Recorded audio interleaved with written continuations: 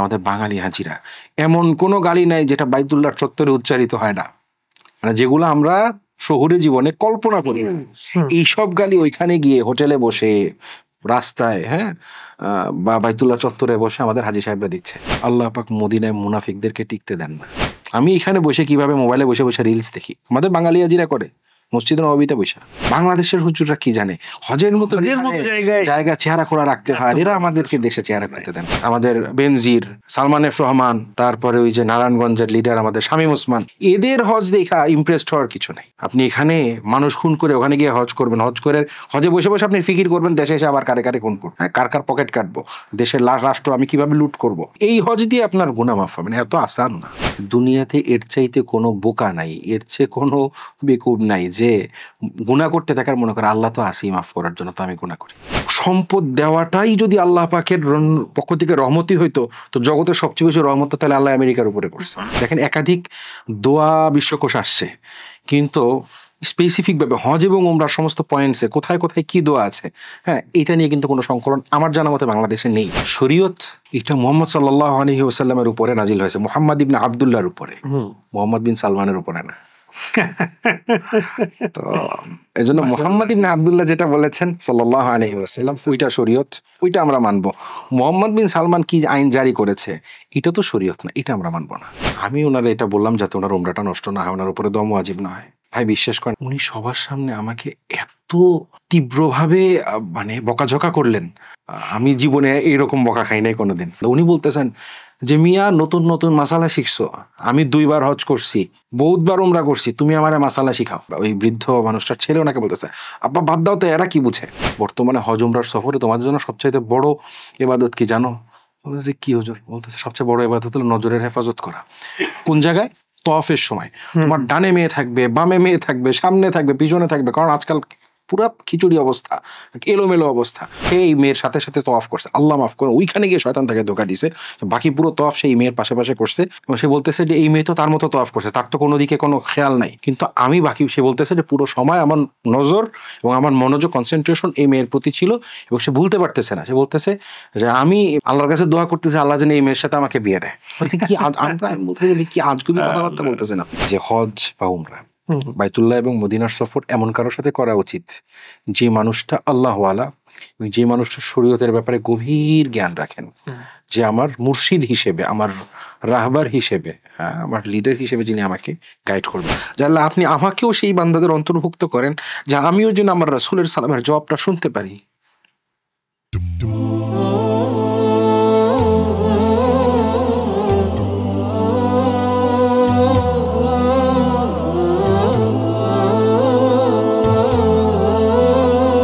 আজকের আমাদের সাম্প্রতিকের এই পর্বটি সহযোগিতা করেছে বা যাদের সৌজন্যে আজকের পর্বটি হচ্ছে তারা হচ্ছে রিহলা ডিভাইন ট্রাভেলস, যারা হজ এবং উমরা নিয়ে কাজ করছে এবং টিকিটিং নিয়ে কাজ করছে। আপনাদের বিভিন্ন প্রয়োজনে হজ এবং উমরার জন্য তাদের সাথে যোগাযোগ করতে পারেন। আসসালামু আলাইকুম ওয়া রাহমাতুল্লাহি ওয়া বারাকাতুহু। জিলহজের এই পবিত্রতম সময়ে আপনাদেরকে সাম্প্রতিকের পক্ষ থেকে আমি আলামিন আলম আবারও শুভেচ্ছা জানাচ্ছি। আপনারা যে যেখান থেকে আমাদেরকে দেখছেন সবাইকে আসসালামু আলাইকুম ওয়া রাহমাতুল্লাহি ওয়া বারাকাতুহু। দর্শক, এই মুহূর্তে, ঠিক এই মুহূর্তে পবিত্র শহর, পবিত্র নগরী বাইতুল্লাহর প্রাঙ্গণ সাদা শুভ্র কাপড়ে ভরে গেছে, সাদা শুভ্র চেহারার বা পোশাকের মানুষে ভরে গেছে, যারা সবাই লাব্বাইক আল্লাহুম্মা লাব্বাইক এই কথা বলে আল্লাহর পানে ছুটে চলেছে। হজের ওয়াক্ত শুরু হয়ে গেছে, হজের মৌসুম শুরু হয়ে গেছে। প্রতিটা মুসলমানের হৃদয়ের, প্রতিটা মুসলমানের অনুভূতির, প্রতিটা মুসলমানের কাঙ্ক্ষিত স্বপ্নের একটা আমাল সারা জীবনের জন্য সবাই হজ করতে যেতে চায়, হজ করতে চায়। সবাই আশা করে তার জীবনে একবার হলেও হজ নসিব হোক, সবাই আমরা চাই মুসলমান হিসাবে। সেই সময় হয়ে গেছে, জিলহজের সময় শুরু হয়ে গেছে। আমরা আজকে এই হজ নিয়েই কথা বলবো। এটা এমন একটা সফর, হজের সফরটা এমন একটা সফর, এটা শুধু আকাশ এবং মাটি এইটা সফর না, এই সফর অন্তরাত্মাকে চেনার সফর, অন্তরাত্মাকে জানার সফর, আল্লাহ তাআলাকে চেনার সফর, নিজেকে চেনার সফর, নিজেকে জানার সফর। এই বিষয়গুলোকেই সামনে রেখে আজকে আমাদের স্টুডিওতে স্বাগত জানিয়েছি আপনাদের অনেক পরিচিত মুখ, আপনাদের অনেক প্রিয় মুখ মুফতি আফফান বিন শরফুদ্দিনকে। তার কাছ থেকে আমরা হজের ব্যাপারে বিস্তারিত কথা শুনবো, আলোচনা শুনবো। যেহেতু হজের মৌসুম শুরু হয়েছে, আমাদের সবার এই আলোচনাগুলো শোনা দরকার, জানা দরকার। হয়তোবা আমরা এই মৌসুমে হজে যাইনি, সামনে যাবো ইনশাআল্লাহ, আমাদের সবার জন্য পাথে হয়ে থাকবে ইনশাআল্লাহ। মাওলানা আসসালামু আলাইকুম ওয়া রাহমাতুল্লাহি ওয়া বারাকাতুহু। ওয়া আলাইকুম আসসালাম ওয়া রাহমাতুল্লাহ। সাম্প্রতিকের আজকের হজ বিষয়ক এই আলোচনায় আপনাকে স্বাগতম। এবং আমার এই কথাগুলো বলতে গিয়ে মনে হচ্ছিল যে যদি আল্লাহ তাআলা সেই সাদা শুভ্র কাপড়ে জড়িয়ে এই মুহূর্তে আমাকে ওখানে রাখতেন, আমি অবশ্যই কতই না ভাগ্যবান হতাম। এই যে যারা এই ভাগ্যবানের মাঝে অন্তর্ভুক্ত বর্তমান এই মুহূর্তে, তাদের ব্যাপারে কি বলবেন? তাদের ব্যাপারে সবচেয়ে বড় কথাটা হচ্ছে যে আল্লাহ রাব্বুল আলামিন বান্দার কাছে একটা আবদার করেছিলেন কোরআনে কারীমে। তারা হচ্ছে সেই সৌভাগ্যবান বান্দা যারা আল্লাহ রাব্বুল আলামিনের এই আবদারটা রাখার সুযোগ পেয়েছে। কোরআনে কারীমে দেখেন, নামাজ কিন্তু ফরজ, যাকাতও ফরজ, রোজাও ফরজ, হজও ফরজ। নামাজের নির্দেশ দেওয়ার সময় আল্লাহ পাক বলছেন কি? আকিমিস সালাত, নামাজ কায়েম করো। নামাজ কায়েম করো। ওয়া আতুজ যাকাত, যাকাত আদায় করো।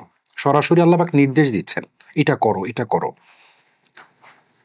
হজের কথা বলার সময় আল্লাহ রাব্বুল আলামিন কিন্তু সরাসরি এইভাবে বলছেন না। আল্লাহ পাকের বলার ভঙ্গিটা খুবই ইউনিক। আরবি বাগধারায় একটা ব্যাপার আছে যে যদি আমি বলি যে আপনি আমার কাছে টাকা পান, আপনি আমার কাছে 1000 দিনার পান, 1000 স্বর্ণমুদ্রা পান, আমি কিভাবে বলবো যে ওয়ালাহু আলাইয়া আলফু দিরহামিন বা আলফু দিনারিন, যে আমার কাছে তিনি 1000 দিনার পান। ঠিক এই যে ভাষাভঙ্গিটা যে উনি আমার কাছে পায়, তিনি আমার কাছে পান, এই ভাষাভঙ্গিটা আল্লাহ পাক ব্যবহার করছেন হজের ক্ষেত্রে। নামাজের ক্ষেত্রে করেন নাই, রোজার ক্ষেত্রে করেন নাই, যাকাতের ক্ষেত্রে করেন না। হজের ক্ষেত্রে বলছেন যে ওয়ালিল্লাহি আলান নাসি হিজ্জুল বাইতি মান ইসতাতা ইলাইহি সাবিলা, যে ওয়ালিল্লাহি আলান নাস, বান্দার কাছে, মানুষের কাছে আল্লাহ পাকের একটা প্রাপ্য আছে। আল্লাহ তাআলার প্রাপ্য, আল্লাহ পাকের একটা প্রাপ্য আছে। ওয়ালিল্লাহি আলান নাস হিজ্জুল বাইত, যে বান্দার কাছে আল্লাহ পাকের একটা প্রাপ্য আছে। সেটা হলো যে বান্দার যদি সামর্থ্য থাকে, বান্দা যেন বাইতুল্লাহর হজটা করে নেয়। আল্লাহ পাক বলছেন, বান্দাকে স্মরণ করিয়ে দিচ্ছেন যে বান্দা, আমি তো তোমাকে বানিয়েছি, তোমার সম্পত্তি ওইটাও আমি দিয়েছি, তোমার সুস্থতা, তুমি বাইতুল্লাহ যাবা আসবে, এই সুস্থতা ওইটাও আমি দিয়েছি।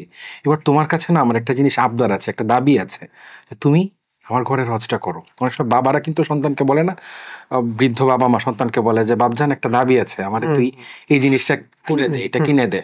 বা শিক্ষক অনেক সময় ছাত্রদেরকে বলে, বৃদ্ধ শিক্ষকের কাছে ছাত্র দেখা করতে গিয়েছে, বহু বছর পরে দেখা হয়েছে, শিক্ষক বলছে যে কেমন আছিস, তুই তো মাশাআল্লাহ এখন তুই আমাদের এলাকার ম্যাজিস্ট্রেট হয়ে গিয়েছিস, তোর কাছে আমার একটা দাবি আছে, তুই এলাকার জন্য এই কাজটা করে দে। বড়রা যখন ছোটদের কাছে এমন একটা দাবি করে, তখন কিন্তু ওটা এড়ায় যাওয়া যায় না। কেউ যদি এড়ায় যায়, তাহলে এটা আমাদের মানবিক এবং নৈতিক জায়গা থেকে এটা চূড়ান্ত অকৃতজ্ঞতা, এবং এটা মানে কোনোভাবেই সমর্থনযোগ্য না, হজম করার মতো বিষয় না। ঠিক আল্লাহ পাকের পক্ষ থেকে হলো বান্দার কাছে এমন একটা দাবি করা হয়েছে। বলা না যে তোমরা হজ করে নাও, নামাজের মতো বলেন না, বলতেছেন যে একটা দাবি আছে, দাবি তুমি পূরণ করো। এবং শুধু যে দাবি পূরণ করতে আল্লাহ বলেছেন ব্যাপারটা তা না, ব্যাপারটা আরেকটু ডিপলি যদি আমরা দেখি, যে আপনি অনেকদিন ঢাকাতে আছেন, বাবা মা ঢাকার বাইরে থাকে, আপনি খুব বিজি। ঈদের সময় কি হলো, আপনার বাবা আপনাকে টিকিট কেটে পাঠিয়ে দিলেন, সাথে চিঠি লিখে পাঠালেন যে বাবা আমি এই ঈদে তোমাকে দেখতে চাই, যদি সম্ভব হয় সুযোগ করতে পারো, আমি খবর পেয়েছি তুমি ছুটি পেয়েছো, তুমি চাইলে ঈদে আসতে পারো, তুমি তোমার বউ বাচ্চা নিয়ে একবার আসো, আমাকে দেখে যাও। বাবা টিকিট কেটে পাঠিয়েছে। এখন যদি সেই ছেলে, তার ঈদের ছুটি আছে, যাওয়া আসার মতো সময় আছে, এভরিথিং ইজ ওকে, কিন্তু সে গেল না, যদি না যায়, তাহলে মানবিক দৃষ্টিকোণ থেকে আমরা যদি ইসলামী দৃষ্টিকোণ নাও দেখি, মানে একজন অমুসলিমও যদি হয়, পৃথিবীর যে কোনো ধর্ম, বর্ণ, গোত্র, আদর্শের মানুষ হোক, এই ব্যাপারটাকে কিন্তু অ্যাকসেপ্ট করবে না। আমাকে এতখানি করার পরে যে টিকিট কেটে পাঠিয়ে দিচ্ছে, এরপর আমি যাচ্ছি না, মানে এর চেয়ে নিমকহারামি তো হতে পারে না। তো ঠিক সেম আল্লাহ রাব্বুল আলামিন আমাকে বানাইলেন, আমাকে আল্লাহ পাক সামর্থ্য দিলেন, মক্কা যাওয়া আসার যে খরচটা আল্লাহ আমাকে ওটাও দিয়েছেন, মানে ইসতাতা ইলাইহি সাবিলা, কারণ ফরজ তার উপর যা সামর্থ্য আছে, সামর্থ্য আল্লাহ পাক দিচ্ছেন। ইন্নাল্লাহা আশতারা মিনাল মুমিনিনা আনফুসাহুম ওয়া আমওয়ালাহুম বিআন্না লাহুমুল জান্নাহ। এবং দুনিয়ার মা ওয়া মিন দাব্বাতিন ফিল আরদি ইল্লা আলাল্লাহি রিজকুহা, জমিনে সমস্ত কিছুর, সমস্ত প্রাণীর রিজিক আমিই দিই। তো আল্লাহ পাক আমাকে দিলেন, আমার চলার ফ্যামিলি পরিচালনা আর আমার নিজেকে পরিচালনার খরচ আল্লাহ আমাকে দিচ্ছেন। সমস্ত এক্সপেন্সের পরে অতিরিক্ত টাকাটা থেকে যাচ্ছে, আল্লাহই রেখে দিচ্ছেন। আল্লাহ আমাকে তার ঘরে নিতে চান, আল্লাহর ঘরে আমাকে মেহমান হিসেবে আল্লাহ পাক নিতে চাচ্ছেন, জুয়ুফুর রহমান হিসেবে আমার নামটা আল্লাহ লিখবেন। তো আল্লাহ আমাকে টিকিট কাটার মতো করে সবকিছু করে দিয়েছেন, সে টাকাটাও আমি দিয়েছি, আসো এবার আমার ঘরে, ভাড়া পাঠিয়ে দিয়েছি তোমাকে, এবার আসো, বাড়িতে আসো, দেখে যাও। তো এরপরে যদি বান্দা অনর্থক গড়িমসি করে না যায়, এর চাইতে দুর্ভাগ্য কিছু হতে পারে না। আর যেই আহ্বানে সাড়া দিবে, সে আল্লাহ পাকের এই ভালোবাসার ডাকে সাড়া দিল। সন্তান যদি ওই বাবার পাঠানো চিঠিতে রেসপন্স করে, সে বাড়িতে গিয়ে হাজির হয়, রাত 12টা বাজুক, বাবা যেমন তাকে বুকে জড়ায় নিবে, বাবার চোখ ভিজে যাবে, মায়ের চোখ ভিজে যাবে, সন্তানের চোখও ভিজে যাবে। ঠিক সেম যেই মানুষগুলো আল্লাহ পাকের আহ্বানে সাড়া দিয়ে আজকে বাইতুল্লাহর ওখানে উপস্থিত আছে, মক্কাতুল মুকাররমার পবিত্র জমিনে উপস্থিত আছে, এরা হচ্ছে আল্লাহ পাকের সেই প্রিয় বান্দা, যে আল্লাহ পাকের দেওয়া যে আহ্বান কোরআনে কারিমের মাধ্যমে তারা পেয়েছে, এটাকে তারা অ্যাকসেপ্ট করেছে, এবং আল্লাহ পাকের পাঠানো টিকেটে, আল্লাহ পাকের দেওয়া সামর্থ্যে তারা আল্লাহ পাকের ঘরে হাজির হয়েছে। আল্লাহ পাকও তাদের উপরে এখন সবচেয়ে বেশি খুশি, এবং তারাও আল্লাহ পাকের প্রতি খুশি। পৃথিবীতে স্রষ্টা এবং সৃষ্টির জন্য হজ হচ্ছে সবচেয়ে শ্রেষ্ঠতম প্রেমের মাধ্যম। আমরা যত ইবাদত করি আল্লাহ পাকের কাছাকাছি উপলব্ধি করার জন্য, আমি আল্লাহ পাকের রহমতকে উপলব্ধি করতেছি, এইটার জন্য হজের চাইতে গুরুত্বপূর্ণ কোনো ইভেন্ট নেই। তাহলে এখন আমরা যদি এই জায়গা থেকে আসি যে হজে যাওয়ার আগে একটা ব্যক্তির, আমি হজে যাচ্ছি বা একজন সাধারণ ব্যক্তি, সাধারণভাবে আমরা তো যারা জেনারেল শিক্ষিত আছি বা যারা মাদ্রাসা শ্রেণীর নয়, পড়াশোনা করে না, স্বাভাবিকভাবে হজের মাসাইলগুলো খুবই কম জানা থাকে সবার, বা মোটা দেখে যে হুকুমগুলো হয়তো হজে যাওয়ার আগে অনেকে দেখছে বা শুনছে। কিন্তু মূল একেবারে হজে যাওয়ার আগে আসলে কি কি বিষয় একজন মানুষের জানা জরুরি, মৌলিকভাবে কি প্রস্তুতিটা জানা উচিত? আচ্ছা, প্রথমত যে বিষয়টা দেখেন, আমরা সবাই যার যার জায়গাতে, প্রত্যেক দেশের অধিবাসীর প্রত্যেকের আলাদা একটা লাইফস্টাইল থাকে। এই লাইফস্টাইলের সবকিছু যে সঠিক তা কিন্তু না।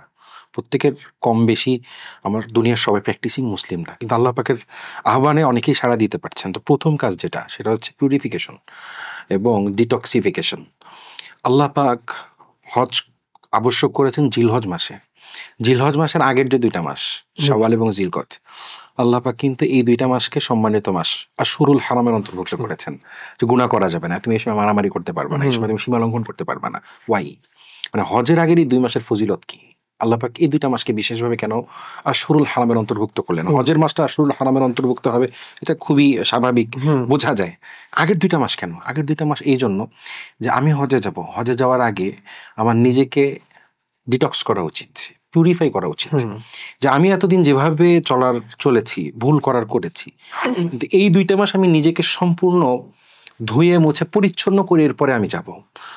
আমরা যেমন একটা জায়গায় যদি বেড়াইতে চাই, কথার কথা আজকে এমন হলো যে প্রধান উপদেষ্টার কার্যালয়ে সামহাও একটা ইনভিটেশন আসলো যে আপনি প্রধান উপদেষ্টার কার্যালয়ে আসেন, আমরা কিন্তু নিজেকে খুব পরিচ্ছন্ন করে নিয়ে যাব। আমি কাজ করছিলাম, ময়লা জামা পরা আছে, আমি চলে গেলাম, এটা কিন্তু কখনোই হবে না। ঠিক সেম আল্লাহ পাক তো অন্তর দেখেন।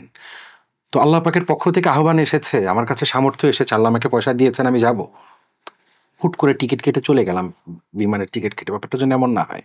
বরং আমি প্রধান উপদেষ্টার কার্যালয়ে যাব বা পৃথিবীর গুরুত্বপূর্ণ কোনো ইভেন্টে যাব, ওখানে মানুষ আমার অন্তর দেখবে না, জাহেরটা দেখবে, বাহ্যিক সুরত দেখবে।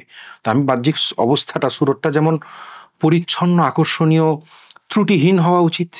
আল্লাহ যেহেতু অন্তর দেখেন, আমি হজে যাওয়ার আগে আমার অন্তরটা ত্রুটিহীন হওয়া উচিত, অন্তরটা পরিচ্ছন্ন হওয়া উচিত, যে যাওয়ার আগে আমি নিজেকে শুধরে নিচ্ছি, আমি আর কোনো গুনাহ নেই, আমার যত গুনাহের বদভ্যাস ছিল আমি এই 2 মাসে ছেড়ে দিয়েছি। এবং সায়েন্স কিন্তু এটা স্বীকার করে যে নতুন কোনো একটা অভ্যাস তৈরি করতে 21 দিন থেকে 28 দিন যথেষ্ট।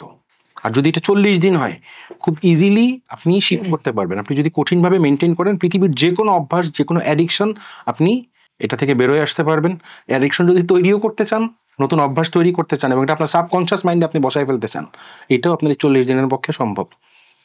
তো আল্লাহ এখানে 2 মাস সময় দিয়েছেন, যে তোমার 28 দিনে হয়, 28 দোকানে 56 দিন নাও, কিন্তু তুমি নিজেকে ধুয়ে মুছে সাফ করে এরপরে আমার কাছে আসো।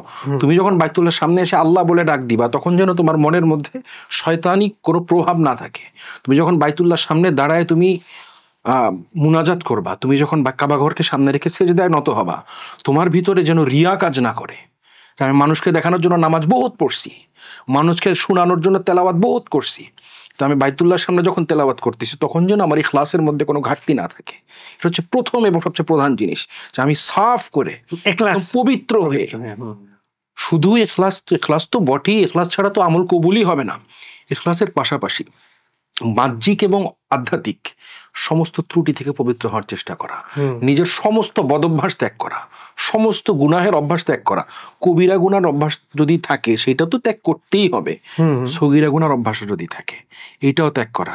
যে এটা কসম খাওয়া, এটা আমি মানে অবস্থা যেন এমন হয় যে আমি যদি কসম খাই যে এই পুরো হজের সফরে কবিরা গুনাহ দূরে থাক, আমি জেনে বুঝে একটা সগীরা গুনাহ করবো না, আমি এটা করতে পারবো, এই পরিমাণ কনফিডেন্স নিয়ে এরপরে যাওয়ার চেষ্টা করা উচিত। কারণ গুনাহ দেশে করতেছি, আল্লাহ আমাকে ডেকে নিচ্ছেন তার ঘরে, আমি পৃথিবীর সবচেয়ে ভিআইপি মেহমান এখন আমি আল্লাহ পাকের তালিকাতে, আমি ওইখানে গিয়ে যদি গুনাহ করি তো তাহলে এর চাইতে বদনসিব তো আর হইতে পারে না। এটা হচ্ছে প্রথম কাজ। এরপরে যে মূল বিষয়টা সেটা হচ্ছে যে অন্যান্য প্রস্তুতির ব্যাপার আছে। হজে যাওয়ার সময় অর্থনৈতিক প্রস্তুতির যে বিষয়টা, এই ক্ষেত্রে তো আমাদেরকে মনে রাখতে হবে যে আমরা আগেই 1 বছর আগেই হচ্ছে এজেন্সিগুলো বলে দেয় কীভাবে কি আপনার রেজিস্ট্রেশন হয়। ফার্স্টে 30,000 টাকা দিয়ে একটা প্রি রেজিস্ট্রেশন করতে হয়, এটাও সরকারের কোষাগারে যাবে।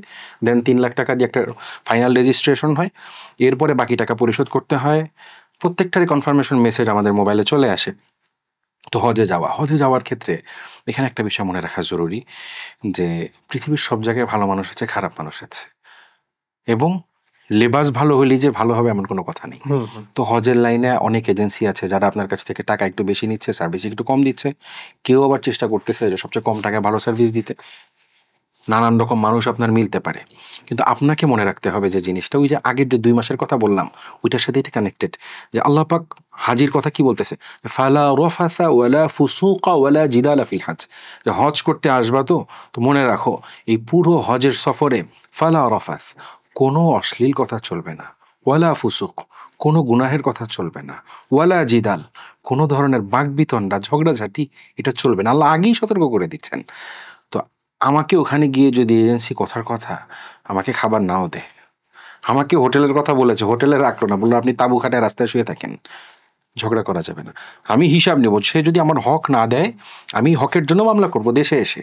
কিন্তু আমি যতদিন বাইতুল্লাহর মেহমান, আমি যতক্ষণ পর্যন্ত রাসূল পাক সাল্লাল্লাহু আলাইহি ওয়াসাল্লামের মদিনা শরীফের মেহমান, ততদিন আমার জুবান থেকে কোনো কথা বের হবে না। আমি তো আল্লাহ পাকের সামনে নত হয়েই আমি সময় পাচ্ছি না, এর বাইরে তো আমার অন্য কিছু ভাবার সময় নেই। তো এই চারিত্রিক প্রস্তুতিটা সবচেয়ে ইম্পর্টেন্ট। অর্থনৈতিক ক্ষেত্রে আরও একটা বিষয় মনে রাখা, যে এজেন্সিকে টাকা দিয়ে খালাস হয়ে গেলাম তা না। হজে যাওয়ার সময় কিছু টাকা নিজের কাছে রাখার চেষ্টা করা, যাতে করে ওখানে গিয়ে নানান রকম প্রয়োজন দেখা দিতে পারে। এবং এটা গেলে দেখা যায় যে আমরা দেশে থাকতে আমাদের সংসারে কত কিছু লাগে, চলতে ফিরতে অনেক কিছু লাগে। কিন্তু বিশেষ করে নতুন যখন বিয়ে করে স্বামী স্ত্রী বাসা নেয়, যদি আলাদা বাসা নেয়, তখন বোঝা যায় টুকটুক করে অনেক কিছু কিনতে হয়। তো ওইখানে আপনি যাচ্ছেন, হয়তো আপনি একটা ব্যাগ নিয়ে গেছেন বা 2টা ব্যাগ নিয়ে গেছেন, আপনি 40 দিন থাকবেন, 38 দিন থাকবেন বা 35 দিন থাকবেন, যতই হোটেলের সমস্ত ব্যবস্থাপনা থাকুক না কেন আপনার টুকটুক করে অনেক কিছু কিনতে হবে। তো এইটার জন্য অর্থনৈতিক একটা প্রস্তুতি রাখা। আর আরেকটা বিষয় যেটা, সেটা হচ্ছে যে ওখানে অনেক মানুষের ভিড় থাকে। যেহেতু অনেক মানুষের ভিড় থাকে, ব্যবস্থাপনা ঠিক রাখার জন্য এবং সব কিছু সুষ্ঠুভাবে পরিচালনার জন্য ওখানে যে পুলিশরা আছে তারা খুব কঠোরভাবে এগুলো মেনটেন করার চেষ্টা করে। এবং অনেক মানুষ সামলাইতে গিয়ে তাদের মেজাজ ঠিক থাকে না। তো দেখবেন যে ওইখানে তারা, আপনি হয়তো ভুল করে লাইন ভেঙে আগায় যাচ্ছেন, খুব কঠোরভাবে তারা রিয়্যাক্ট করবে, হয়তো বুকে ধাক্কা দিয়ে আপনাকে ফেলেই দিল। এই ধরনের বেশ কিছু ঘটনা ঘটবে। এক কথায় আপনাকে মনে রাখতে হবে যে আমি ওখানে গেলে নানান রকম অনাকাঙ্ক্ষিত পরিস্থিতির সম্মুখীন হতে পারি, কোনো পরিস্থিতিতে আমার রিয়্যাক্ট করা যাবে না। এটা হচ্ছে সবচেয়ে বড় জিনিস। আর পার্থিব যে প্রস্তুতির বিষয়টা, অর্থনৈতিক প্রস্তুতি তো গেল, আরেকটা যেটা সেটা হচ্ছে হজের মাসাইল। এই ক্ষেত্রে 2টা বিষয় মনে রাখা। একটা তো হচ্ছে যে নিজে যথাসম্ভব হজের আগের 2 মাস হোক বা এর আগে থেকে, যে আমি তো রেজিস্ট্রেশন তো 1 বছর আগেই করে মানুষ, তো সে তো জানে যে আমি 2026 হজে যাচ্ছি, 2025 যাবো বা 2027 যাবো। তো আগে থেকে প্রস্তুতি গ্রহণ করা, উলামা একরামের কাছ থেকে, নির্ভরযোগ্য আলেমের কাছ থেকে, হুজুর আমি কোন বইটা পড়তে পারি, কোন ডকুমেন্টারিটা দেখতে পারি, কোন ভিডিওটা দেখতে পারি, কার নির্দেশনা আমি ফলো করতে পারি, ভালোভাবে এটা মানে পড়ে যাওয়া, প্রয়োজনে কারোর সাথে এটা মুজাকারা করে যাওয়া, আলোচনা করে যাওয়া আলেমদের সাথে, যে হুজুর আপনি আমাকে 2 ঘন্টা সময় দেন, হজ বিষয়ে হয়তো আমি পড়েছি, তো হজের মৌলিক যে থিম আমার মাথায় আসছে আমি আপনার সাথে আলোচনা করে নিই। এটা একটা দিক। 2 নম্বর যেটা মোস্ট ইম্পর্টেন্ট থিং, দেখেন আমরা নামাজ পড়ি প্রতিদিন 5 ওয়াক্ত, এরপরে বেতের পড়তেছি, তাহাজ্জুদ পড়তেছি, ইশরাক পড়তেছি, কত নামাজ পড়তেছি, এরপরে কিন্তু নামাজে তো হজ তো আপনি বারবার করতেছেন না, লাইফে একবার করতেছেন, আল্লাহ যদি তৌফিক দেয় আরো হয়তো বারবার করবেন, কিন্তু সারা জীবনে কয়বার? না হয় আপনি 50 বারই হজ করলেন, যেটা আপনার 10 দিনের নামাজ। তো হজ করার সময় আপনার ভুল হইতেই পারে, এবং ভুল হওয়াটাই স্বাভাবিক। তো এই জন্য সবসময় চেষ্টা করা যে হজের বিষয়ে যিনি একে তো আল্লাহওয়ালা, দ্বিতীয়ত শরীয়তের ব্যাপারে, ইসলামী আইনের ব্যাপারে গভীর জ্ঞান রাখেন এমন কোনো আলেমের সাথে হজে যাওয়া। যেখানে পয়সা কম আমি চলে গেলাম, হ্যাঁ, এজেন্সি খুব মিষ্টি মিষ্টি কথা বলেছে, আমি হজে চলে গেলাম, পুরো কাফেলায় আলেমের নাম গন্ধ নাই, হ্যাঁ, শরীয়ত বুঝনেওয়ালা কেউ নাই, আল্লাহর সাথে সম্পর্ক আমাকে করায় দিবে, হ্যাঁ, বাইতুল্লাহর আদব বুঝনেওয়ালা কেউ নাই, মদিনার আদব বুঝনেওয়ালা কেউ নেই, এমন কাফেলার সাথে হজে না যাওয়া। হজে এমন কারোর সাথে যাওয়া যে আমাকে প্রতি পদে পদে গাইড করতে পারবে যে ভাই সাহেব এইভাবে না এইভাবে, ভাই সাহেব এটা করেন না এটা করেন, আমাকে যে আমার ভুলটা চোখে আঙুল দিয়ে যে ভদ্রতার সাথে দেখায় দিবে যে ভাই আপনি এটা ঠিক করতেছেন না, এইরকম কারোর সাথে হজে যাওয়া, এটা খুব ইম্পর্টেন্ট। এটা যখন হবে বাকি সব কিছু আসান হয়ে যাবে। আচ্ছা, আমরা তো এই করণীয় বা প্রস্তুতির বিষয় শুনলাম, এটার মাঝখানে একটা আলোচনা চলে এসেছে ভুলগুলো। আমরা এখন তাহলে আমরা আসলে সাধারণত কি কি ভুলগুলো করি, আমাদের দ্বারা কি কি ভুলগুলো হয়? মানে এটা হতে পারে যে হজের প্রস্তুতি রিলেটেড ভুল হতে পারে, ওখানে গিয়েও ভুল হতে পারে, সব মিলিয়ে ওভারঅল কি কি ভুল সাধারণত আমাদের কমন মিস্টেকস এটা হয়ে থাকে, সেই বিষয়গুলো কি হয়? আচ্ছা, হজের ক্ষেত্রে প্রথমত যে ভুলটা আমরা সাধারণত করি সেটা হচ্ছে যে আমরা শরিয়া দিয়ে শুরু করি যে হজের ইহরাম বাঁধতে হবে। আমাদের ইহরাম বাঁধার সময় ইহরাম অবস্থায় কি কি করা যাবে না এবং ইহরাম কোথায় বাঁধতে হবে, এই ব্যাপারগুলো আমাদের অনেকে জানে না। অনেকে মনে করে যে আমি সাদা চাদরটা গায়ে পেঁচাইলাম তো আমি মহরিম হয়ে গেছি, অথচ ইহরাম বাঁধার সিস্টেম আছে। আপনাকে সম্পূর্ণ পরিচ্ছন্ন হতে হবে, গোসল করতে হবে, হ্যাঁ, তারপরে শরীরে সুগন্ধি লাগাইতে হবে। আল্লাহ রাসূল সাল্লাল্লাহু আলাইহি ওয়াসাল্লাম তো এত সুগন্ধি লাগাইতেন যে একেবারে শরীর মানে ভিজে যেত। অনেকে মনে করে যে ইহরাম অবস্থায় তো সুগন্ধি দেওয়া যাবে না, তো অতএব ইহরাম বাঁধার আগেও আর সুগন্ধির ধারে কাছে দেয় না, অথচ এটা ভুল। কারণ আপনি সুগন্ধি দেওয়ার নিষেধ ঠিক আছে ইহরাম অবস্থায়, কিন্তু এর আগে সুগন্ধি দেওয়া তো সুন্নাহ। তো এখান থেকে ভুল শুরু হয় যে সুগন্ধি ব্যবহার করতেছে না। এরপরে কি 2 রাকাত নামাজ সুন্দর করে পড়তে হয়, তারপরে হচ্ছে তালবিয়া পাঠের মাধ্যমে, লাব্বাইক বলার মাধ্যমে হচ্ছে এবং নিয়ত করার মাধ্যমে হজের সূচনাটা হচ্ছে, ইহরামের সূচনাটা হচ্ছে।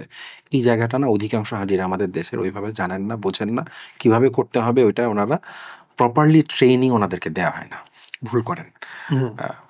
এবং সবচেয়ে বাজে যে ব্যাপারটা হয় সেটা হচ্ছে যে ইহরাম অবস্থায় কি কি করা যাবে না এটা ওনারা না জানার কারণে ওনারা কমনলি সেই ভুলগুলো করেন।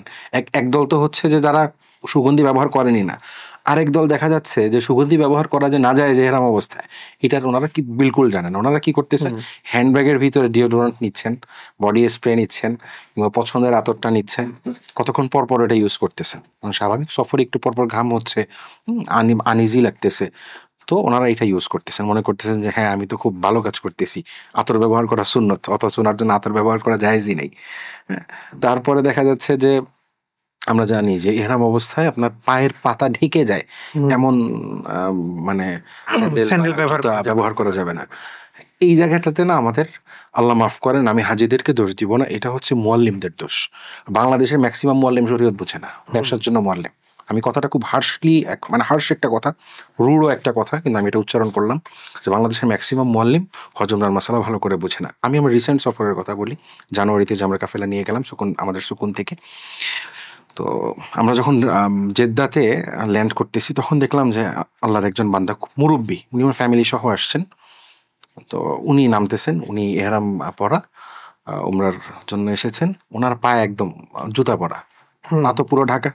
তো আমি খুব আদবের সাথে বললাম চাচাজান, সালাম দিয়ে, চাচাজান একটা কথা বলেন যে বলেন। তো বললাম যে দেখেন আপনি তো জুতা পরেছেন, খুব আস্তে করে যাতে অন্যরাও না শুনে, উনি বিব্রত না হন, যে আপনি তো জুতা পরেছেন, জুতা পরাটা জায়েজ নেই। আপনি এভাবে যদি জুতা পরে থাকেন তাহলে কিন্তু আপনার উপরে দম ওয়াজিব হবে, অর্থাৎ একটা কোরবানি দিতে হবে, একটা দুম্বা জবাই করতে হবে। বাংলাদেশি টাকা এটা মিনিমাম 15,000 টাকা কিন্তু পড়ে যাবে। তো আমি ওনারা এটা বললাম যাতে ওনার উমরাটা নষ্ট না হয়, ওনার উপরে দম ওয়াজিব না হয়। ভাই বিশ্বাস করেন আমরা প্লেন থেকে তখন নামতেছিলাম মাত্র, এই যে সিঁড়িটা থাকে এসকেলেটরের ওখানে, উনি সবার সামনে আমাকে এত তীব্রভাবে মানে বকাঝকা করলেন, আমি জীবনে এইরকম বকা খাই নাই কোনোদিন। আমি মাথা নিচু করে চুপ করে দাঁড়ালাম। আমার সাথে নজওয়ান কয়েকজন, ওনারা প্রতিবাদ করতে গেছে, আমি তাদেরকে থামাই দিলাম যে ভাই উনি ভুল করতেছে, আমরা ভুল করতে পারি না হজের সফর। পরে আমি চাচারে, এবং চাচা যেটা বলতেছিলেন ওই আল্লাহর বান্দা, উনি বলতেছেন যে মিয়া নতুন নতুন মাসালা শিখছো, আমি 2 বার হজ করছি, বহুতবার উমরা করছি, তুমি আমারে মাসালা শিখাও। আমার দুঃখটা লাগছে তখন যে আল্লাহর বান্দা 2 বার হজ করছে, অনেকবার সে উমরা করছে, কার সাথে হজ করছে আর কার সাথে উমরা করছে, যে কমন মাসালাটা তাকে বলে নেই। তো আমি মাথা নিচু করে চাচারে বললাম যে ঠিক আছে চাচা, আল্লাহ পাক আপনার উমরা কবুল করেন, তবে আমার কথায় কান দেওয়ার দরকার নেই, আপনি নিজে একটু মানে খোঁজ নিয়ে ব্যাপারটা নিয়ে খোঁজ নিয়েন, আপনি আরবের আলেমদের জিজ্ঞেস করবেন। আমি এতটুকু বলে আমি নেমে যাচ্ছি। ওনার ছেলে তখন, ওই বৃদ্ধ মানুষটার ছেলে ওনাকে বলতেছে, আব্বা বাদ দাও তো, এরা কি বুঝে। তো আমি মাথা নিচু করে নেমে গেলাম। আল্লাহর রহমতে আমি তো ছোটবেলা থেকে ইসলামী আইন নিয়ে পড়েছি, ইসলামী আইন নিয়েই আছি, এটাই আমার মানে ব্যস্ততা। তো এই হচ্ছে আমাদের দেশের অবস্থা। মানে হজের আহকামগুলো বা ওমরা যেটা হজের ব্যাপারটা স্পেসিফিক যেহেতু বলছে যে করণীয়গুলো, এগুলো খুব ভালো আলেমের কাছে গিয়ে একবারে স্পেসিফিক্যালি শেখা। কারণ সাধারণত যেটা হয়, আমরা ওই যে হজ ক্যাম্পে যেটা চলে যায়, হজে যাওয়ার আগে একটু ট্রেনিং দেয় 1 দিন 2 দিন 5 দিন, তারপর আসলে 50 বছর বা 60 বছরের একটা বিষয় 6 দিন কি যথেষ্ট কিনা? কোনোদিনও না, এটা তো কখনোই না। আর ওখানে তো এত মানুষ থাকে, কতটুকু প্রায়োরিটি পায় বা কতটুকু সে মনোযোগ ধরে রাখে, তার নিজস্ব অনেক ব্যস্ততা থাকে, সব মিলিয়ে খুব ভালোভাবে আলেমের কাছে গিয়ে একটা বিষয়গুলোকে শুরু থেকে জেনে নেওয়া এটা খুবই জরুরি। অবশ্যই অবশ্যই। এটার সাথে আমরা আরেকটা বিষয় খুব আমাদের কাছে মনে হয় যে এটা তো গেলো পুরুষদের ক্ষেত্রে, নারীদের ক্ষেত্রেও বেশ কিছু ভুল বা মিস্টেক হয়। আর আমাদের মা বোনেরা মাশাআল্লাহ ওমরা হজ করছেন অনেক লম্বা, তো নারীদের ব্যাপারে আপনার এই ব্যাপারে কিছু বলার আছে কিনা, যে এই বিষয়গুলো নারীরাও ফোকাস রাখুক বা রাখতে পারছে? নারীদের ক্ষেত্রে যে বিষয়টা, একটা কমন দুইটা ভুল ইদানিং খুব চোখে পড়তেছে। এমনিতে পুরুষরা যে ভুল করে, মেয়েদের তো খোলা রাখার কোনো ব্যাপার নেই, পা ঢেকে রাখতে হবে, মাথাও ঢেকে রাখতে হবে, পুরুষরা মাথা ঢাকতে পারবে না। সুগন্ধি মেয়েরাও ব্যবহার করতে পারবে না এভাবে, মানে আমভাবে, যাতে অন্য পুরুষের, কারণ ওখানে একটা বিষয় যেটা, যে ওখানে তো হচ্ছে আমরা তফ সাই যখন করবে পুরুষদের সাথে একসাথে, কারণ এমনিতেই তো হচ্ছে মেয়েদের জন্য সুগন্ধি দিয়ে ব্যবহার করা যায়, ওখানে তো এটা আরো স্ট্রিক্টলি ফলো করতে হবে। তো আরেকটা বিষয় যেটা, সেটা হচ্ছে মেয়েদের চেহারার পর্দার ব্যাপারটা। তো আমাদের এখানে অনেক শিথিলতা লক্ষণীয়। আমাদের অনেক বোনরা ব্যাস এমনিতেই বলে না, আমাদের দেশে একটা কথা আছে যে এমনি ছাই তার উপরে বাতাস। তো আমাদের বোনরা এমনিতেই হচ্ছে চেহারা ঢাকতে রাজি না। তো যখন শুনে যে হজের সময় চেহারা কাপড় স্পর্শ করা যাবে না, চেহারা খোলা রাখার কথা শুনে, তখন তো বলে যে দেখেছো বাংলাদেশের হুজুররা কি জানে, হজের মতো জায়গা চেহারা খোলা রাখতে হয়, এরা আমাদেরকে দেশে চেহারা করতে দেন। আমরা হযরত আয়েশা রাদিয়াল্লাহু তাআলা আনহার হাদিস যদি দেখি, সহিহ হাদিস, বুখারীতে আছে এবং অন্যান্য কিতাবে আছে। হযরত আয়েশা রাদিয়াল্লাহু তাআলা আনহা বলছেন যে আমরা যখন রাসূলুল্লাহ সাল্লাল্লাহু আলাইহি ওয়াসাল্লামের সাথে বিদায় হজের সফরে আমরা যাচ্ছি, সমস্ত রাসূলের স্ত্রীরা যাচ্ছেন, আমরা চেহারা খোলা রাখছিলাম, কিন্তু বিপরীত দিক থেকে যখন কোনো পুরুষ কাফেলা আমাদেরকে অতিক্রম করছিল, অথবা পিছন থেকে কোনো পুরুষ ঘোড়সাওয়ার বা কোনো কাফেলা আমাদেরকে অতিক্রম করে সামনে যাচ্ছিল, এক কথায় পুরুষদের সাথে যখন মুখোমুখি হওয়ার মতো সিচুয়েশন হচ্ছিল, আমরা নিকাব টেনে নিচ্ছিলাম, চেহারা ঢেকে ফেলছিলাম, পুরুষরা অতিক্রম করে যাওয়ার পর আমরা আবার চেহারা খুলে ফেলতেছিলাম। তো হযরত আয়েশা রাদিয়াল্লাহু তাআলা আনহার আমল থেকে এটা স্পষ্ট যে হজের সময় চেহারা খোলা রাখবো ঠিক আছে, কিন্তু আমি এটা পুরুষদেরকে দেখাবো তা না। পুরুষদের দেখার মতো, পর পুরুষের সামনে যদি আমি চলে যাই, আমার চেহারা পর পুরুষ দেখার মতো সিচুয়েশন তৈরি হলে চেহারা ঢেকে ফেলতে হবে। এটা হযরত আয়েশা রাদিয়াল্লাহু তাআলা আনহার থেকে আমরা জানতে পারছি। তো আমরা জানি যে হযরত আয়েশা হচ্ছেন সেই ব্যক্তি যে আল্লাহর রাসূল সাল্লাল্লাহু আলাইহি ওয়াসাল্লামের ইন্তেকালের পরে মদিনার বড় বড় সাহাবীরা কোনো বিষয়ে যদি আটকে যেতেন যে এখানে শরীয়তের কি সমাধান আমরা খুঁজে পাচ্ছি না, মানে কোনো কুল কিনারা করতে পারতেছি না, সবাই মিলে বলতেন যে তাহলে চলো আমরা হযরত আয়েশার কাছে, ওনার কোনো মাধ্যমে ওনার কাছ থেকে সমাধানটা জেনে নিই। এই হচ্ছেন হযরত আয়েশা। তো হযরত আয়েশা তো শরীয়ত অবশ্যই আমাদের চেয়ে ভালো বুঝতেন, অবশ্যই। তো এই জন্য এই বিষয়টাতে আমরা বলবো যে ওখানে এক ধরনের ক্যাপ পাওয়া যায়, এই ক্যাপ ব্যবহার করলে বড় নিকাব পাওয়া যায়। বাংলাদেশেও কিন্তু বাইতুল মুকাররমে অ্যাভেলেবল, দাম খুবই সস্তা। আমি গত বছর তো আম্মুকে নিয়ে গিয়েছিলাম, তো আম্মুর জন্য কিনলাম মাত্র 100 টাকা। আচ্ছা, অনেক রিজনেবল প্রাইসে পাওয়া যায়। 100 টাকা করে জাস্ট সুন্দর করে ক্যাপ দেওয়া, সামনে দিয়ে দেওয়া, এটা পাওয়া যায়। এটা বাইতুল মুকাররমে যে কোনো দোকানে গিয়ে বললেই হবে যে হাজিদের আমরা একটা ক্যাপ। আমরা দর্শক যারা শুনছি এই আলোচনাটা, তো আমরা যারা হজে যেতে চাচ্ছি বা যাই, তারা আমরা কিন্তু এটা নিতে পারি, এবং তাছাড়া বাইতুল্লাহতে গিয়েও ওখান থেকেও কিনতে পারবে, কিন্তু এহরামের আগে কেউ অবশ্যই হেরাম। তো এটার সাথে যে বিষয়টা আমরা শুনছিলাম যে মানুষের মেয়েদের যে ভুল দুটার কথা বলছিলেন, একটা সুগন্ধির বিষয়টা, একটা এই মুখের পর্দার বিষয়, এটা ছাড়া আর কোনো বিষয়, একটা গুরুত্বপূর্ণ বিষয় যেটা, যে দেখেন হজ ফরজ, কিন্তু হজের জন্য পর্দার ফরজ তো রহিত হয়ে যায়নি। তো ওইখানে গিয়ে দেখা যাচ্ছে কি যে পুরুষরা পুরুষদের মতো, মহিলারা মহিলাদের মতো কাফেলাতে নামাজের সময় বা সাইর সময় বা তওয়াফের সময় বা নফল উমরার সময় কাফেলার পুরুষরা পুরুষদের মতো সবাই দল ধরে চলে যাচ্ছে, মহিলারা মহিলাদের মতো আলাদা করে দল ধরে যাচ্ছে। সবচেয়ে বাজে পরিস্থিতি তৈরি হচ্ছে বাইতুল্লাহর সামনে যে মাতাফ না, তওয়াফের জায়গাটা, এখানে মহিলারা গিয়ে 2 জন 4 জন 5 জন বা একাকি অথবা মা মেয়ে অথবা 2 বোন মিলে কি হচ্ছে, এই পুরো ভিড়ের মধ্যে ঢুকে যাচ্ছে। তো ওনারা দোয়া করতে করতে তওয়াফ করতেছে পুরুষদের ভিড়ের ভিতরে, হাতের সাথে পুরুষের স্পর্শ হচ্ছে, পিছনে পুরুষের স্পর্শ হচ্ছে, সামনে সে পুরুষের সাথে সে হুমড়ি খেয়ে পড়তেছে। এই ব্যাপারগুলোকে কোনো ধর্তব্যের মধ্যেই ফেলতেছেন আমাদের মা বোনরা।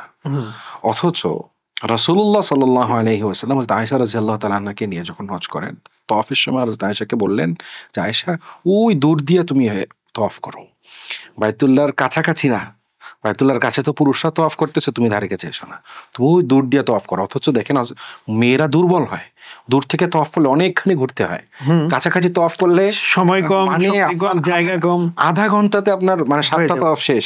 আপনি দূর দিয়ে তওয়াফ করতে গেলে দেখা যাবে যে আপনি 20 মিনিটে 1 ঘন্টা 15-20 মিনিট লেগে যায়, অনেক দীর্ঘ সময় লেগে যায়। কিন্তু আল্লাহর রাসূল হযরত আয়েশাকে বলতেছেন যে আয়েশা পুরুষদের সংস্পর্শে এড়াও, দূর দিয়ে তওয়াফ করো।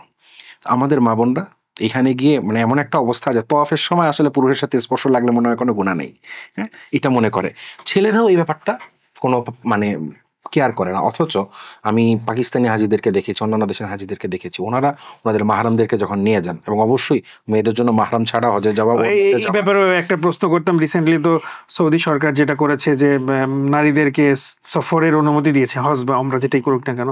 তো এই ব্যাপারটা আসলে কতটুকু আমাদের জন্য অনুসরণীয় বা এই বিষয়টা এই সাথেই? এটা সহজ উত্তর হচ্ছে যে শরীয়ত এটা মুহাম্মদ সাল্লাল্লাহু আলাইহি ওয়াসাল্লামের উপরে নাজিল হয়েছে, মুহাম্মদ ইবনে আব্দুল্লাহর উপরে, মুহাম্মদ বিন সালমানের উপরে না। তো এজন্য মুহাম্মদ ইবনে আব্দুল্লাহ যেটা বলেছেন সাল্লাল্লাহু আলাইহি ওয়াসাল্লাম ওইটা শরীয়ত, ওইটা আমরা মানবো। মুহাম্মদ বিন সালমান কি আইন জারি করেছে এটা তো শরীয়ত না, এটা আমরা মানবো না ইনশাআল্লাহ। আল্লাহ পাক আমাদেরকে তৌফিক দেন, একটা বোঝার এবং আমল করার তৌফিক দেন, আমল করার তৌফিক দেন। তো আমি যেটা বলছিলাম যে আমাদের অন্যান্য দেশের হাজিরা কি করেন, ওনাদের মাহরামদেরকে সাথে নিয়ে যান, তো মেয়েদেরকে সামনে রাখেন, ওনারা পিছন থেকে এইভাবে প্রোটেকশন দেন যে পাশ থেকে 2 সাইড থেকে বা পিছন থেকে কেউ এসে আমার মা অথবা বোন বা ওয়াইফ বা আমার মেয়েকে টাচ করবে বা মানে অযাচিতভাবে টাচ লেগে যাবে, স্পর্শ হয়ে যাবে, এটা যেন না হয়, সুযোগটা না থাকে। বা আমার বোন হুমড়ি খেয়ে ধাক্কা খেয়ে আরেকজন পুরুষের উপরে পড়ে যাবে, এই ধরনের সিচুয়েশন যেন তৈরি না হয়, এটার জন্য পুরুষরা তাদেরকে ব্যাকআপ দিতে হবে। কাফেলার পুরুষরা পুরুষদের মতো ইবাদত করতেছেন, তওয়াফ করতেছে, মহিলারা মহিলাদের মতো তওয়াফ করতেছে, এইটা কোনোভাবেই শরীয়ত সম্মত পদ্ধতি হতে পারে না। মহিলারা এখানে গিয়ে যে পুরো ভিড়ের ভেতরে নিজেদেরকে মিশিয়ে দিচ্ছেন, হ্যাঁ এই মিশিয়ে দেওয়াটা এটা কোনোভাবেই সমর্থনযোগ্য না। কিন্তু আবেগের বশে এই ভুলটা অনেকে করেন। আমাদের বাংলাদেশের একজন বড় আলেম উনি একবার বলতেছিলেন নওজওয়ানদের মজলিসে, কয় দেখো বর্তমানে হজ উমরার সফরে তোমাদের জন্য সবচাইতে বড় ইবাদত কি জানো? বলতেছে কি হুজুর? বলতেছে সবচেয়ে বড় ইবাদত হলো নজরের হেফাজত করা। কোন জায়গায়? তওয়াফের সময় তোমার ডানে মেয়ে থাকবে, বামে মেয়ে থাকবে, সামনে থাকবে, পিছনে থাকবে, কারণ আজকাল পুরো খিচুড়ি অবস্থা, এলোমেলো অবস্থা। তো এই জায়গায় তুমি যদি তোমার পুরো সফরে দেখা যায় যে একবারও তুমি কোনো গায়রে মাহরামের দিকে তুমি চোখ তুলে স্বেচ্ছায় তাকাও নেই, তোমার মনের মধ্যে কোনো কুপ্রবৃত্তি আসে না, তাহলে মনে করো তোমার উমরাও কবুল, হজও কবুল। তো এটা হচ্ছে খুব ইম্পর্টেন্ট একটা ব্যাপার, এই জায়গাটাতে সতর্ক হওয়াটা খুব জরুরি, খুব জরুরি। এই পুরো সফর ঠিক, তওয়াফের সময় গিয়ে পুরো সফরের সমস্ত কিছু একসাথে ভ্যানিশ করে রেখে এরপরে হচ্ছে হোটেলে ফিরে, হ্যাঁ সব সওয়াব একসাথে শেষ, সব গুনাহ একসাথে কামাই করে ওখানে ফিরছে।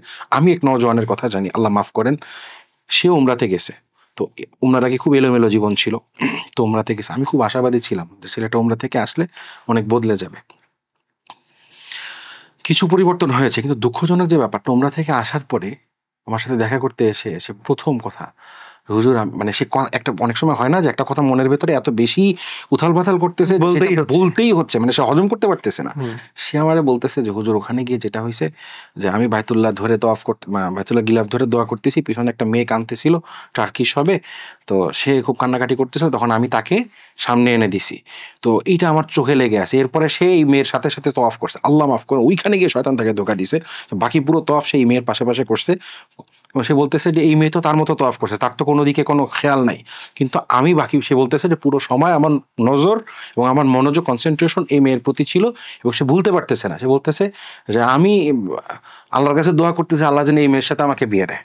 কি আমরা বলতেছি যে কি আজগুবি কথাবার্তা বলতেছেন আপনি? হুজুর এটা ছাড়া হবে না। তো এই হচ্ছে অবস্থা। তো ওমরা করতে গিয়ে কি হেদায়েত হয়ে আসবে, আরো বেহেদায়েত হয়ে নাজিল মানে আসছে। তো এই ব্যাপারগুলোতে সতর্কতা জরুরি, মা বোনদের সতর্কতা জরুরি, আমাদের ভাইদের সতর্কতা জরুরি, যে হজের ফরজ করতে গিয়ে পর্দার ফরজ যেন আমরা নষ্ট না করে আসি। আর আরেকটা গুরুত্বপূর্ণ ব্যাপার যেটা, সেটা হচ্ছে দেখেন গালি দেওয়া। হজের সফরে সবচেয়ে বাজে যে জিনিসটা দেখবেন, বাংলাদেশে কর্পোরেট সেক্টর বলেন যে বা সব জায়গায় আমরা একটা সহাবস্থানের সাথে চলি, কম বেশ সবাই সবার থেকে টুকটাক কষ্ট পায়, কিন্তু একটা স্বাভাবিক পরিস্থিতি বজায় রাখে। হজের সফরে আল্লাহ মাফ করেন যদি আপনি দেখবেন আমাদের বাঙালি হাজিরা এমন কোনো গালি নাই যেটা বাইতুল্লাহর চত্বরে উচ্চারিত হয় না, মানে যেগুলো আমরা শহুরে জীবনে কল্পনা করি। এইসব গালি ওইখানে গিয়ে হোটেলে বসে, রাস্তায়, বা বাইতুল্লাহ চত্বরে বসে আমাদের হাজি সাহেবরা দিচ্ছে। আমি মানলাম একজন আপনার টাকা মেরেই দিছে, আপনার হক নষ্ট করছে, সে নষ্ট করেছে, সে হারাম কাজ করেছে, আপনি তার মামলা করেন, আপনি তো গালি দিয়ে আপনার হজের 12টা বাজাচ্ছেন। এইটা আমাদের হাজিরা ভুলে যান। এবং শয়তান এই জায়গাটাতে খুব মানে ভালোভাবে শয়তান এখানে মেহনত করে, মানে ইগোটাকে খুব করে, মানে ট্রিগার্ড করে দেয়। ওইখানে যে একটা 7 লাখ টাকা দিয়ে হজে আসছি আর তুই আমার কথা শুনিস না, তুই আমার সকালের নাস্তা দিস নাই, বা তুই আমার এই মানে অনুরোধটা রাখলি না, তখন হচ্ছে মুখ থেকে যা ইচ্ছে তাই গালি দিয়ে ফেলতেছে, ঝগড়া হচ্ছে, মারামারি হাতাহাতি পর্যন্ত হচ্ছে। এটা সামলাইতে আবার দেখা যাচ্ছে যে কাফেলার লিডারদের হিমশিম খেতে হচ্ছে। এই যে একটা বাজে পরিস্থিতি, এইটা যেন না হয়, এই ব্যাপারে সতর্ক থাকা জরুরি। এই আপনার সেই যুবক ছেলের কথা অনুসারেই যে প্রশ্নটা সামনে মানে বা আলোচনাটা সামনে চলে আসলো আমার, সেটা হচ্ছে যে হজ তো এমন একটা জায়গা যেখানে আল্লাহ তাআলা দোয়া কবুল করেন।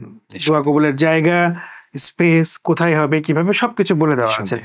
তো এখন আসলেই কি আমরা আল্লাহ তাআলার কাছে চাইতে পারি, বা চাওয়ার যেটা প্রয়োজন সেটাই কি চাই? এরকমও তো হয় যে যে খারাপ নিয়ত করে কোনো কিছু চাচ্ছে, আল্লাহ তাআলা তাকেও দিচ্ছে, যে ভালো নিয়ত করে চাচ্ছে তাকেও দিচ্ছেন। এবং ম্যাক্সিমাম যেটা হয়, আমরা হজ থেকে আসার পরে শুনি এই কথা যে আল্লাহ তাআলা সব চেয়ে আসছি, আল্লাহ তাআলার কাছে সব চেয়ে আসছি। কিন্তু আসলেই অ্যাজ এ বান্দা হিসাবে, বা আমরা যারা আল্লাহ তাআলার বান্দা হিসেবে, আমরা যেটা ভালো মনে করি আমার নিজের জন্য, মনে করছি আল্লাহ আমাকে অনেক টাকা দাও, অনেক গাড়ি দাও, অনেক বাড়ি দাও, অনেক মান সম্মান দাও। স্বাভাবিকভাবে মানুষের এই বিষয়গুলো মানুষ খুব বেশি চায়। মানুষের চাওয়া, সম্মান, টাকা পয়সা, সৌন্দর্য, এগুলোতে মানুষ অনেক বেশি স্বাচ্ছন্দ্য বোধ করে, মানুষ পেতে চায়। তো এই যে দোয়াগুলো করা, সে তার সন্তানের ব্যাপারে করছে, তার নিজের ব্যাপারে করছে, অন্যদের ব্যাপারে করছে, আসলে এইটা শুদ্ধ কিনা?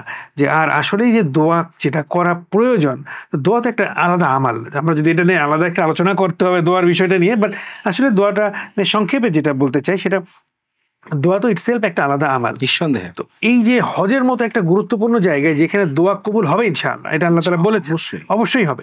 তো সেই জায়গায় গিয়েও যে যারা হাজি সাহেবানরা আছেন তারা বিভিন্নভাবে দোয়া করছেন, এবং এই দোয়াগুলোর কারণেই ম্যাক্সিমাম দেখা যায় ওনার জীবনের যাবতীয় অনেক পরবর্তী জীবনে অনেক কিছু বিপদ আপদ চলে আসছে, ভালো খারাপ দুটোরই চলে আসছে।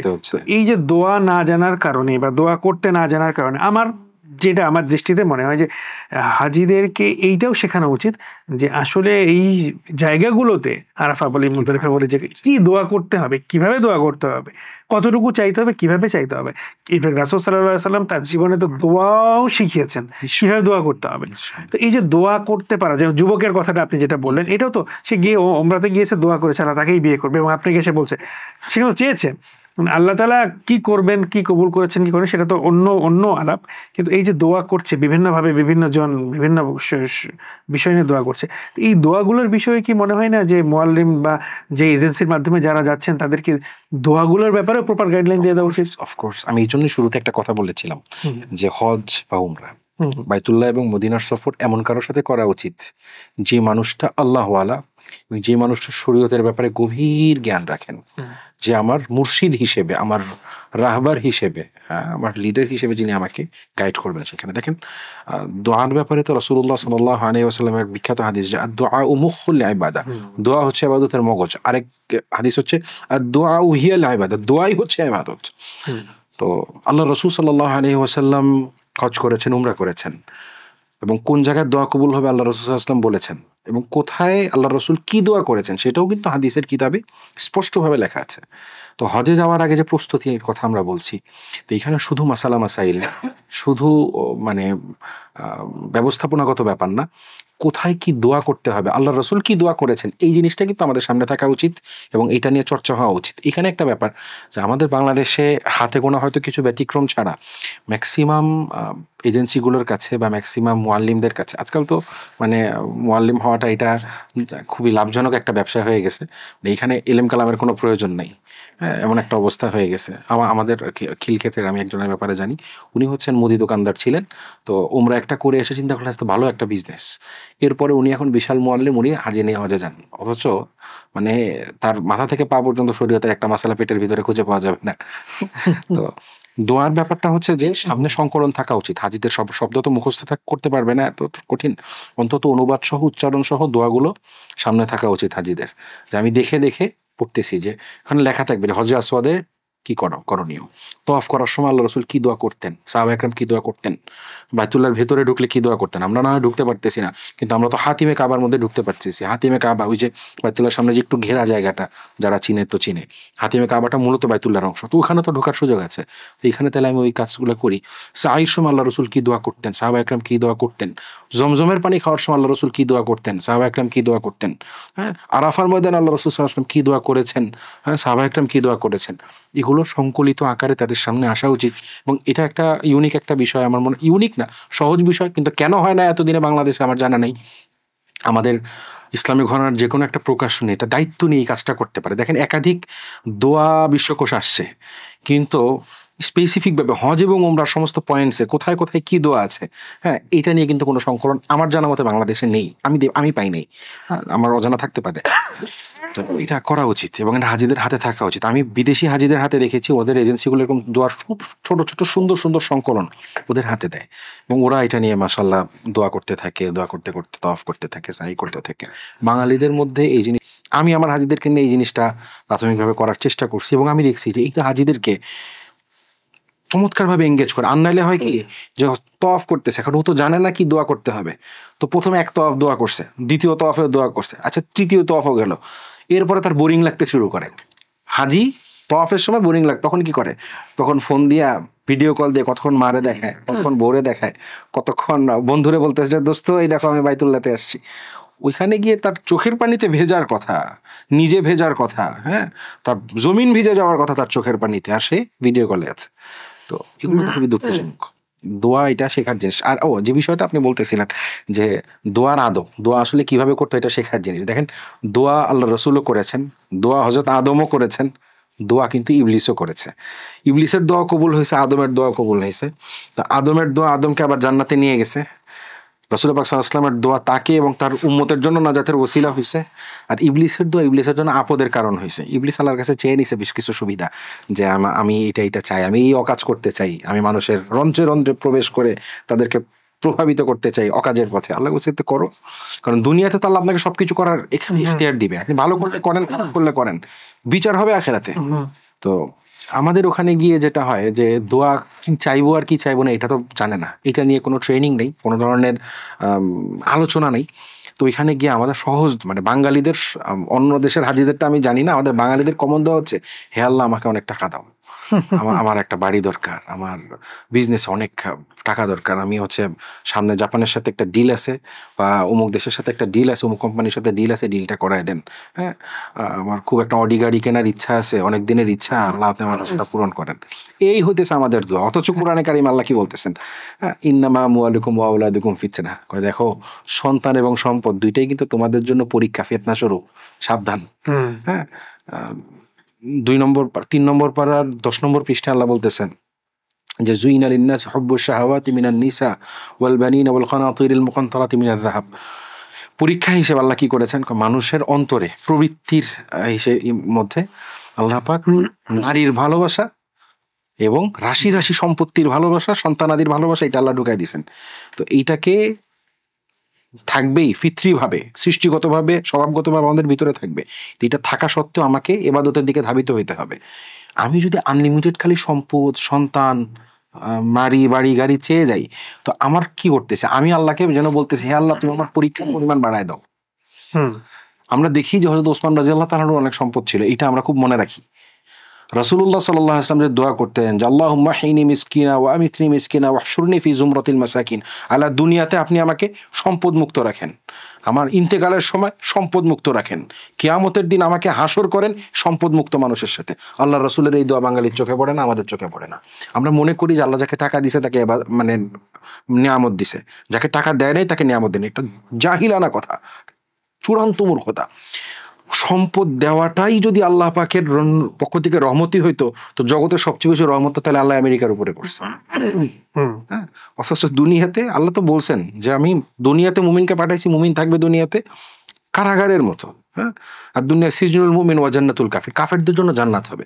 এখন মুমিনদের কাউকে কাউকে আল্লাহ পাক সম্পত্তি দিতে পারেন, কিন্তু সম্পত্তি না পাওয়াটা নিয়ামতহীনতা না, বরং সম্পত্তি না পাওয়াটা অধিকাংশ মুসলমানের জন্য নিয়ামত। আমি আবারও বলতেছি, কথাটা রিপিট করতেছি, যে সম্পত্তি না থাকাটা, অঢেল সম্পত্তি না থাকাটা, এইটা অধিকাংশ মুসলমানের জন্য নিয়ামত।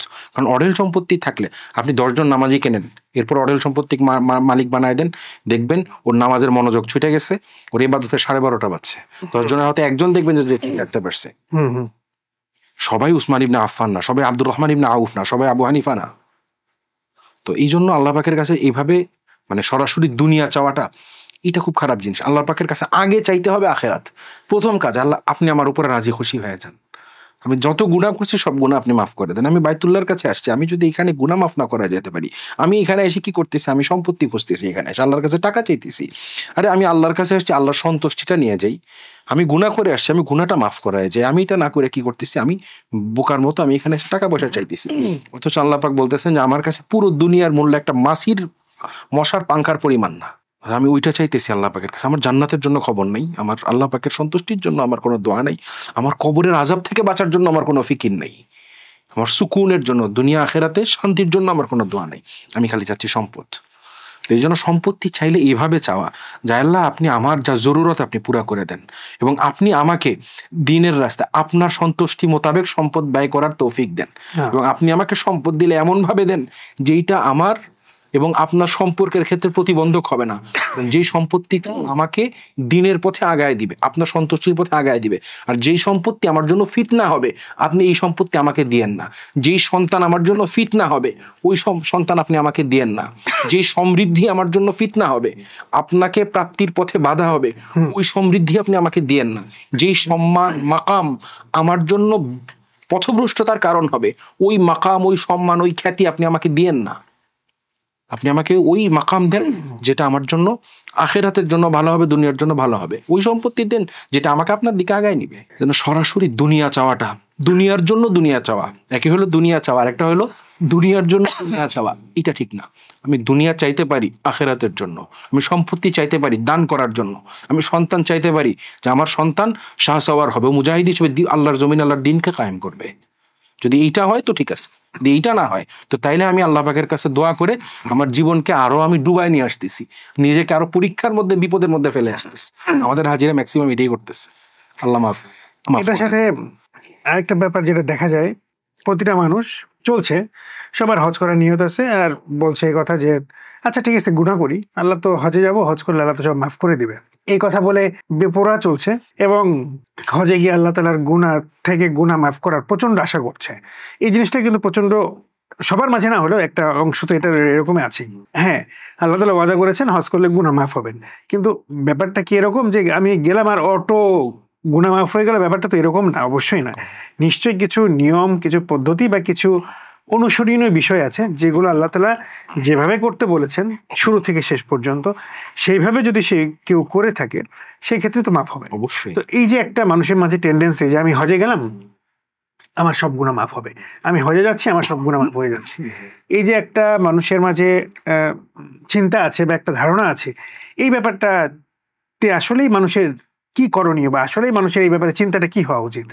প্রথম কথা হচ্ছে এই বিষয়ে রাসূলুল্লাহ সাল্লাল্লাহু আলাইহি ওয়াসাল্লামের একটা হাদিস আছে বুখারী শরীফের মধ্যে, যার মূল খুলাসাতুল কালাম সারমর্ম হচ্ছে দুনিয়াতে এর চাইতে কোনো বোকা নাই, এর চেয়ে কোনো বেকুব নাই যে গুনাহ করতে থাকার মনে করে আল্লাহ তো আসি মাফ করার জন্য, তো আমি গুনাহ করি। এটা আল্লাহ রাসূলের, এটা শুধু হজের ক্ষেত্রে না, যে কোনো একদম ইন জেনারেল সমস্ত মুসলিমের ক্ষেত্রে কথা, যে হচ্ছে দুনিয়ার সবচেয়ে বোকা মানুষ, সবচেয়ে বোকা যে মনে করে যে আল্লাহ তো মাফ করার জন্য আসি, তো আমি গুনাহ করতে থাকি। এটা গলত, এটা কোনোভাবেই অ্যাকসেপ্টেবল না, বরং আল্লাহ পাক অসন্তুষ্ট হন যে আমি মাফ করে দিব। এইটা তুমি কি তোমার মানে ব্ল্যাঙ্ক চেক পেয়ে গেছো যে মাফ তো হয়ে যাবে, তাহলে এবার নাফরমানি করে নেই। একটা হচ্ছে যে আমার অগোচরে শয়তান আমাকে ধোঁকা দিয়েছে, আমার অসতর্কতা বশত ঘটনাক্রম একটা দুর্ঘটনাক্রম আমার গুনাহ হয়ে গেছে। আমি চোখের পানি নিয়ে আল্লাহর কাছে বলতেছি, আল্লাহ আমি বেচাইন হয়ে গেছি, অস্থির হয়ে গেছি যে আমার দ্বারা এই গুনাহটা হয়ে গেল, আমি এরকম একটা কাজ করে ফেললাম। আমি কাঁদতেছি, আল্লাহর কাছে মাফ চাইতেছি, পাগল হয়ে গেলাম, আমি হজে চলে গেলাম, উমরাতে চলে গেলাম, বাইতুল্লাহর গিলাফ ধরে আমি কাঁদতেছি, আল্লাহ আমি আর করব না। শিশুরা যেভাবে একটা অনাকাঙ্ক্ষিত অপরাধ করে ফেললে পরে কাঁদতে থাকে আর বলতে থাকে যে আব্বু আর করবো না, বা হুজুর আর করবো না, বা স্যার আর করবো না, হ্যাঁ, বা আম্মা আর করবো না। তো এইটা হচ্ছে হওয়ার কথা ছিল। আর যখন বান্দা মনে করে যে না ঠিক আছে, সারা বছর ঘুষ খাবো, সুদ খাবো, অন্যের হক মেরে খাবো, অন্যের জমি দখল করব, হজের সময় গিয়ে বাস বছর শেষে এলাকাবাসীও হাজি সাহেব বলবে, আর হজের সময় গেলে তো আমার গুনাহ মাফ হয়ে যাচ্ছে। এত সহজ না ভাই। প্রথম কথা হচ্ছে যে কেউ যদি হারাম খায় ওর তো কবুলই হবে না। আল্লাহ রাসূল সাল্লাল্লাহু আলাইহি ওয়াসাল্লামের জামানার কথা, যে সাহাবা একরাম রাদিয়াল্লাহু তাআলা আনহুম বসা, একজন মুসলমান আসছেন, ওই জামানার মুসলমান মানেই সাহাবি, দ্যাট মিনস একজন সাহাবি আসছেন। উনি মসজিদে নববীতে ঢুকছেন, নামাজে দাঁড়াইছেন, এত সুন্দর করে খুশু খুজুর সাথে বিনয়ের সাথে দাঁড়িয়েছেন, সুন্দরভাবে ধীরস্থিরভাবে নামাজ পড়েছেন, মানে বাকি সাহাবীরা তাকায় আছে। আমাদের জামানায় তো আমরা দেখি যে কার কয়টা বাড়ি, আর ওই জামানায় মানুষ দেখতো যে কার ইবাদত কত সুন্দর। সাহাবা একরাম তার নামাজ দেখে মুগ্ধ হইলেন যে মানে কি চমৎকার নামাজ। নামাজের পরে এবার এই লোক হাত উঠাইছে, দোয়া করতেছে, আল্লাহ পাকের সামনে নিজেকে পুরো মিশাই দিচ্ছে, কি অসাধারণ দোয়া, এর চেয়ে বিনয় প্রকাশ হইতেই পারে না।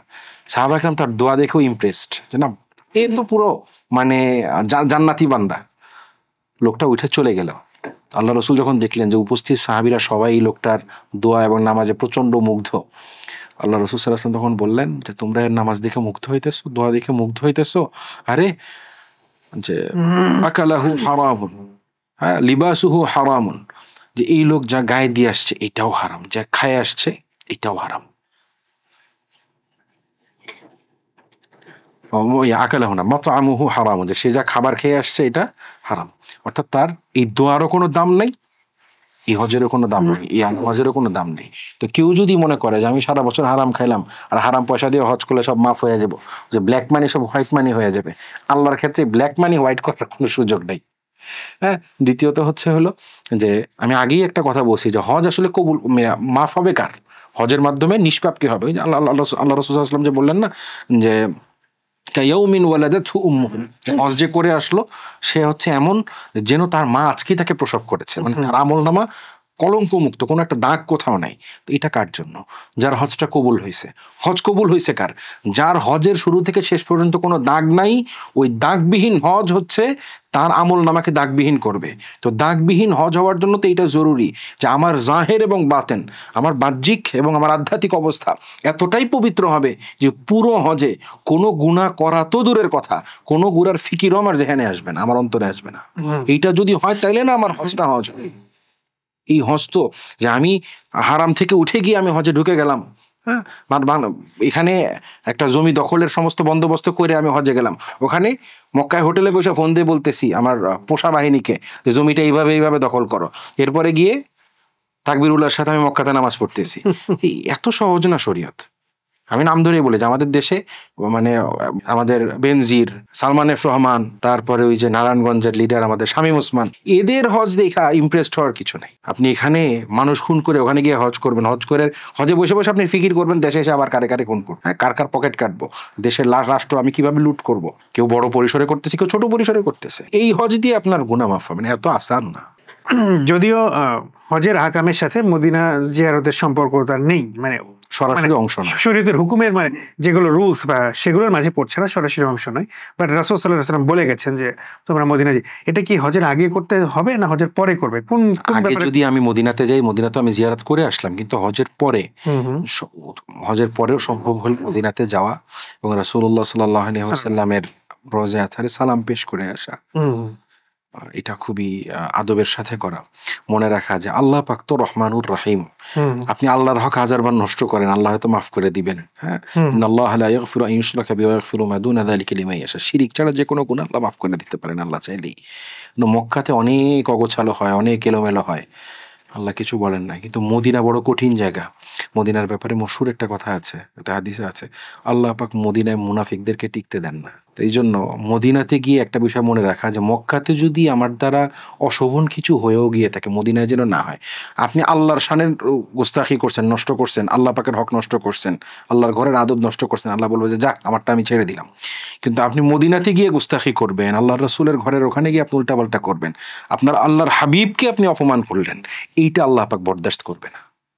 আল্লাহ রসুলের সামনে একবার সাহাবা একরাম রাদিয়াল্লাহু তাআলা আনহুমের একটু কথা কাটাকাটি হয়েছে, তাদের মাঝে আওয়াজ একটু উঁচা হয়েছে, আল্লাহ আমল সরাসরি কোরআনে কারিমে আয়াত নাজিল করে দিয়েছেন, লা তারফাউ আসওয়াতাকুম ফাওকা সাওতিন নবী, খবরদার নবীর সামনে নিজের আওয়াজকে উঁচা করো না।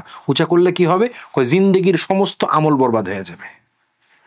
আল্লাহ রাসূল সাল্লাল্লাহু আলাইহি ওয়াসাল্লাম ওয়া হুয়া ফি কবরিহি হাই, আল্লাহ রাসূল সাল্লাল্লাহু আলাইহি ওয়াসাল্লাম কবরের মধ্যে জিন্দা।